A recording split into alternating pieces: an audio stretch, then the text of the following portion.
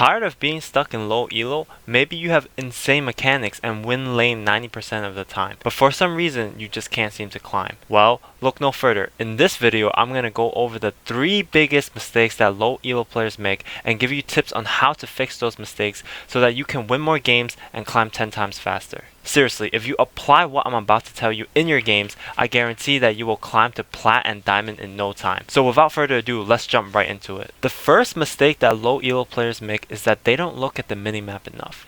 Or even if you do, you're not extracting any information or using the information correctly.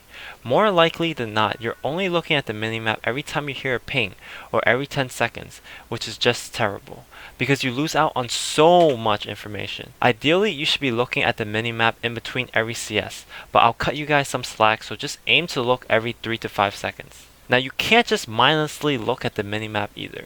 You need to extract information from the minimap, otherwise it won't really benefit you.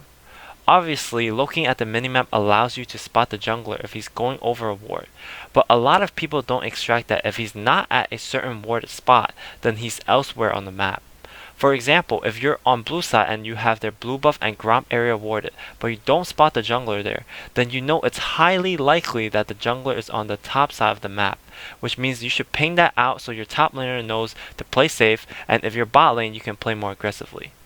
Similarly, if you see that the enemy jungler ganks top and your jungler is bot side, you should push in your wave whether you're mid or bot and ping your jungler to take dragon since they won't be able to contest. Being able to extract information from the minimap and using that information is a key component to climbing higher, but it's not an easy task and comes with practice and experience. In order to make it easier to look at your minimap and extract information from it, make your minimap bigger by going to Options, Interface, and change the minimap scale to 100.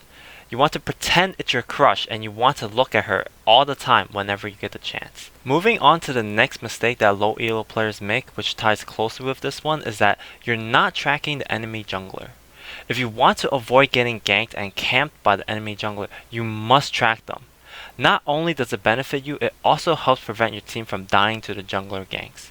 So if you don't want your bot lane or top lane to go 0-5 in the first 10 minutes, pay attention to what I have to say next. The easiest time to track the jungler is during the early game because 99% of the time they will get a leash, which means either top or bot will get to lane later than usual, so you know which side they started and you can play accordingly and know when exactly to ward. Tracking the jungler becomes harder after the first few minutes, but it can be made easier by having deep wards so you know where they are likely to head next, and whether you can play aggressive or not. Also, knowing which jungle route they took in the early game helps with tracking them later on because they are likely to clear the same camps in the same exact order, which makes their pathing very predictable. Another tip is that you can use your own jungler's location to help track where the enemy jungler is, since the enemy jungler will either be in the same area as your jungler if they both started on the same side, or opposite your jungler's location if they started on different sides of the map. Moving on to the next mistake low elo players make is that you don't know what to do in the mid game after laning phase is over. 90% of the time in low elo during the mid game, everyone just decides to group 5 mid and play ARAM for no reason.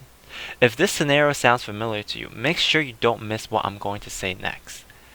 In low elo, people don't have good macro knowledge and don't know how to close out games, which is why low elo games usually last 35 to 45 minutes long, while higher elo games last 20 to 30 minutes on average.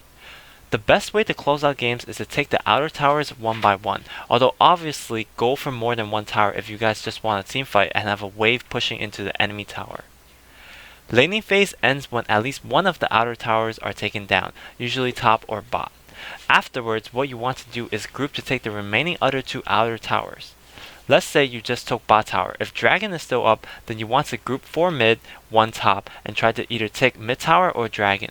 If dragon is not up, then you want to group 5 top instead, or 4 top and 1 bot. The idea is to have numbers advantage near the next objective that you want to take. You want to repeat this process over and over again until you get their inhib. The reason this works is because you should be able to out-rotate your enemy by having numbers advantage when your team arrives near a tower. And when they send more people to the tower that you are sieging, you want to rotate towards the next tower.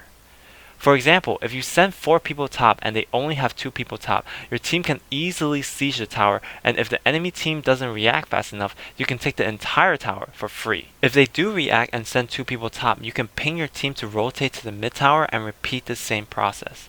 Mid-game macro is a lot more complicated than what I just went over, but if you apply this simple strategy into your games, it will be more than enough to get you to plat and diamond. I went over a lot of information so far, but this is only touching the surface of macro play. I wanted to keep this video simple and concise so that I don't overwhelm you with information. So if you guys want a more in-depth video where I go into more detail, let me know in the comments below. Once again, I want to reiterate that if you apply the tips I talked about in the video, you will climb to plat and diamond in no time easily. If you like this type of content, make sure to subscribe to my channel as I make a lot of guides and educational videos. Don't forget to smash the like button if you enjoyed the video or found anything helpful, and check out my Bronze to Diamond series if you want to fast track your learning curve. Thanks for watching.